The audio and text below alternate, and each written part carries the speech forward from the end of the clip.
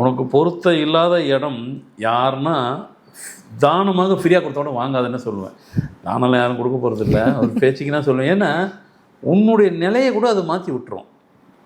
அதனால் நாம் ஒரு இடத்துல இருக்கிறோம், வாசி எங்கேயோ ஒரு ப்ராப்ளம் இருக்குது இடத்த வாங்கினதில்ல, அது நம்மளை என்ன பண்ண போகுதுன்னு நினைக்காதீங்க. நீங்கள் இங்கே கரெக்டான இடத்துல உட்காந்தா கூட அந்த வாங்கின இடம் தவறாக இருந்துச்சுனால் அது உங்களை டிஸ்டர்ப் பண்ணும். நான் சொல்கிறது காலி இடம், அதான் ஏக்கர்ஸ் கணக்கு சொன்னேன். அங்கே கூட நீங்கள் 1 ஏக்கரோ 2 ஏக்கர்ஸோ எதனா வாங்கியிருந்தீங்கன்னா கூட அது வாஸ்து குறைபாடு எதுவும் இருந்ததுனாக்கா நீங்கள் இங்கே இருக்கிறவங்க உங்களை டிஸ்டர்ப் பண்ணது, நீங்கள் என்ன தொழில் செய்வீங்களோ செய்ய விடாமல் பண்ணது. அவ்வளோ ஒரு சக்தி வாஸ்துக்கு. ஏன்னா நீங்கள் உட்காந்துருக்கிற வீட்டில் தான், உட்காந்துருக்கிற இடத்துல தான் வாஸ்து வேலை செய்யும் அப்படிலாம் யாருன்னா நினச்சிங்கன்னா அது தவறு. எனக்கு சப்ஜெக்ட்டுக்கு வருவோம். இப்போது என்ன சப்ஜெக்ட்டு, ஒரு வீடு செவ்வகமாக ரெக்டாங்கிளோ ஸ்கொயராகவோ சதுரமாக இருக்குது அப்படின்னு வைங்க.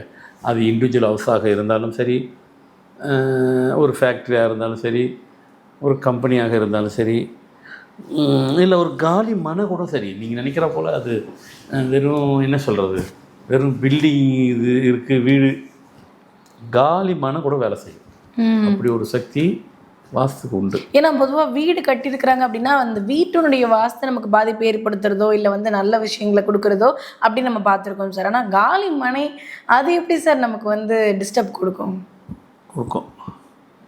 ஒரு இடத்தினுடைய அமைப்பு வந்து உங்களுக்கு அது கனெக்டிவிட்டி கரெக்டாக இருந்துச்சுன்னா, அது சரியாக வந்துச்சுனாக்கா அந்த வாஸ்து உங்களுக்கு வந்து, ஏன்னா வாஸ்துங்கிறது காஸ்மிக் எனர்ஜி, ஆகாஷ் பவர் இதெல்லாம் கலந்தது தான். அது காலி மனை என்னங்க பண்ணோம், உங்கள் கேள்வி அதுதான். அது பண்ணுங்க, அது அந்த சக்தி வாஸ்துக்கு இருக்குது, அது பண்ணுன்றது தான் நான் சொல்ல வந்தேன்.